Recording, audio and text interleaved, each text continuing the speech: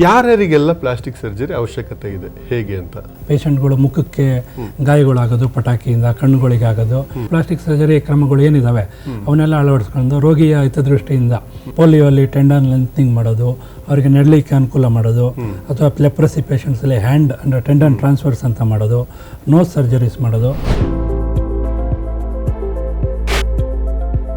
Skin ಬ್ಯಾಂಕಿನಿಂದ ಆಗುವಂಥ ಒಂದು ಅನುಕೂಲಗಳೇನು, ಪ್ರಯೋಜನಗಳು ಯಾವ ರೀತಿ ಅದನ್ನು ಪಡಿಬಹುದು?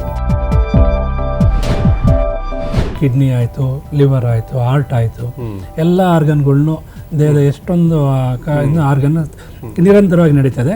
ಅದೇ ರೀತಿಯಲ್ಲಿ ಈ ಎಲ್ಲ ಆರ್ಗನ್ ಮಾಡುವಾಗ ನಮಗೆ ಸ್ಕಿನ್ನು ಸಹ ದೊರಕ್ತಾ ಇದೆ. ಪ್ಲಾಸ್ಟಿಕ್ ಸರ್ಜರಿ ಯಾರಿಗೆ, ಏಕೆ? ತಪ್ಪದೆ ವೀಕ್ಷಿಸಿ.